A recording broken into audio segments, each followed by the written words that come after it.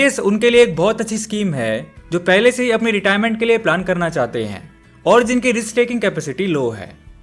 जो लोग private sector में जॉब करते हैं वो अपनी सैलरी इनकम में से हर मंथ एक नॉमिनल सी अमाउंट जो कि 500 रुपए से स्टार्ट हो जाती है, इसको एनपीएस में इन्वेस्ट कर सकते हैं, जिससे जब वो रिटायर होंगे तो हर मंथ पेंशन के रूप में एक फिक्स्ड अमाउंट मिलती रहेगी जो कि उन्होंने ही एनपीएस में इन्वेस्ट की थी।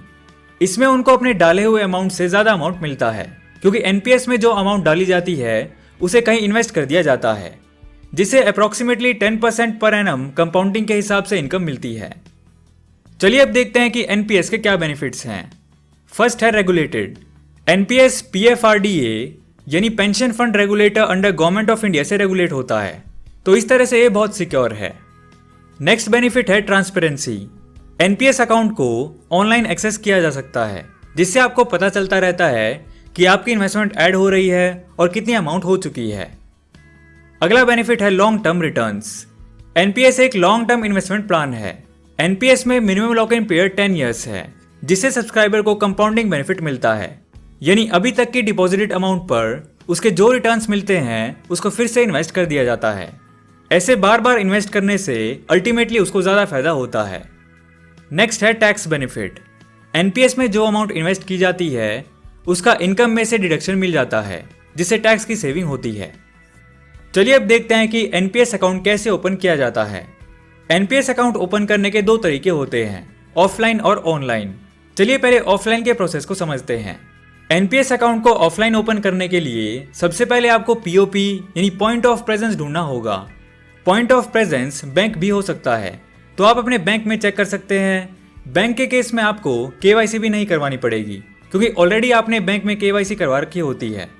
तो सब फॉर्मेलिटीज पूरी करने के बाद जैसे ही आप इनिशियल इन्वेस्टमेंट करेंगे जो कि सिंपली 500 रुपीज पर मंथ भी हो सकती है, इसके बाद बैंक आपको पीआरएएन सेंड करेगा। पीआरएएन होता है परमानेंट रिटायरमेंट अकाउंट नंबर। तो ये आपको मिलेगा, प्लस में आपको पासवर्ड मिल जाएगा, जिससे आप कभी भी अपना एनपीएस अकाउंट एक्सेस कर सकते हैं। और इस प्रोसेस को करने के लिए बैंक आपसे नॉमिनल फी चार्ज करेगा। चलिए अब बात करते हैं ऑनलाइन प्रोसेस की। ऑनलाइन प्रोसेस में आप NPS account with in 30 minutes open कर सकते हैं। आपको क्या करना है, आपको इस वेबसाइट पर जाना है जिसका लिंक हम डिस्क्रिप्शन में भी डाल देंगे, enps.nsdl.com। इस वेबसाइट को ओपन करके यहाँ पे आपको नेशनल पेंशन स्कीम पे क्लिक करना है। यहाँ आपने रजिस्ट्रेशन पे क्लिक करके अपनी डिटेल्स डाल देनी है। आपका permanent retirement account number generate हो जाएगा।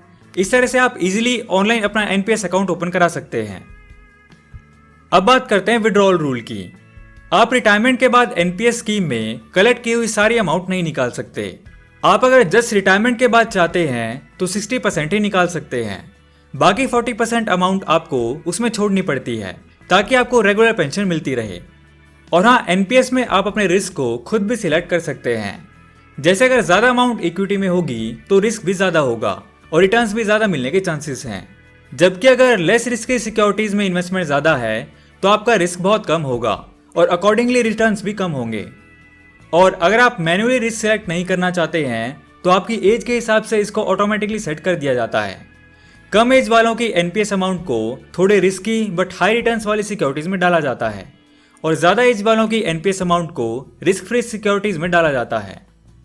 तो इन कंक्लूजन, इस वीडियो में हमने समझा नेशनल पेंशन स्कीम क्या होता है, फिर हमने उसके बेनिफिट्स के बारे में बात की और हमने ये भी समझा कि कैसे हम एनपीएस में अकाउंट ओपन करा सकते हैं। तो आज की वीडियो में इतना ही दोस्तों, जल्दी मिलते हैं अगली वीडियो में एक ऐसे नॉलेजेबल टॉपिक के साथ।